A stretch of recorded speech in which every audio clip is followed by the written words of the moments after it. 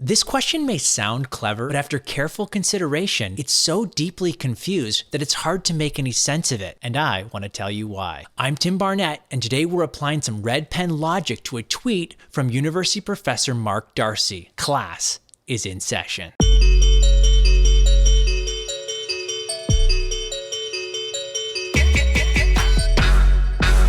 This is Red Pen Logic with Mr. B, where we assess bad thinking by using good thinking. Plus, we try to have a little bit of fun in the process. In today's example, molecular biologist Mark Darcy offers a challenge to the idea of an omnipotent, that is, all-powerful, God. The tweet reads, "Can God create a stone that cannot be lifted? If yes, then he's not all-powerful because he cannot lift it. If he cannot create a stone that cannot be lifted, then he's not all-powerful. Either way, God is not all-powerful." Hashtag humanism, hashtag atheism. This atheist, a self-described advocate of critical thinking, believes this age-old challenge refutes God's omnipotence. Let's see if he's right. Well, it's time to pull out the wrong pen. Time to pull out the red pen and take this one from the top. This challenge puts the believer on the horns of a dilemma. Either God cannot create a stone that cannot be lifted, or God can't lift a stone that he created. Either way, God can't do something. And if he can't do something, then according to this atheist, he's not all-powerful. Therefore, an all-powerful God does not exist. QED, hashtag atheism. Well, not so fast. I'm thinking that hashtag might have been a little premature. This challenge is plagued with problems. First, it assumes a defective definition of omnipotence. Omnipotence does not mean that God can do anything. It means God can do anything raw power can do.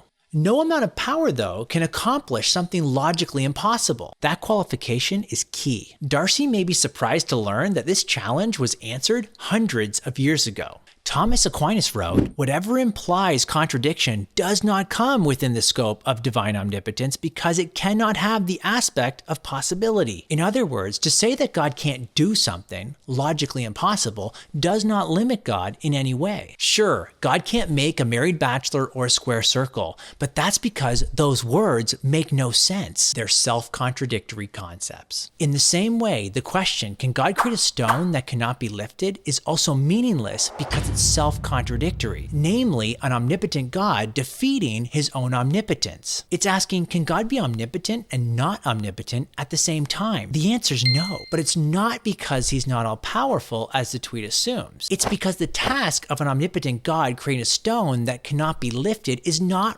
really a task at all. It's a contradictory combination of words. That's all, a logical absurdity. And if it's not a task, then it's not really a problem if God can't do it. By the way, there are many things that God can't do precisely because he's perfect. He can't lie because he's morally perfect. He can't cease to exist because he's the perfection of being. He can't get his sums wrong because he's the author of math and he's really good at algebra. And he can't do the logically absurd because he's perfectly logical. If the atheist responds, "You've just redefined omnipotence to escape the problem. Omnipotence should include the logically impossible." Well, if that's the case, then the original challenge just evaporates. We could just agree that God can create a stone that he can't lift and he can lift it. But if they say, "But that's logically contradictory," we could simply reply, "That's right, and on your definition of omnipotence, God can do the logically impossible. So what's the problem?" You see, either way, this challenge does nothing to undermine God. So what have we learned? First, omnipotence is not the power to do anything. It's the ability to do anything that power can do. Even infinite power cannot do what is logically contradictory or absurd. This isn't a limit on God's power. It's a limit to the kinds of questions we should be asking about God's power. Second, it's an illogical question. That's because it subtly smuggles in a contradiction by asking if God's omnipotence can defeat his omnipotence. That's like asking, can God win in an arm wrestling match against himself? It's just nonsense. God can make a bachelor into a married man. Lucky for some of you guys. Yes! But he cannot make a bachelor who is a married man. Remember, there is no answers to nonsense questions. Ironically, in an attempt to show the incoherence of an omnipotent creator,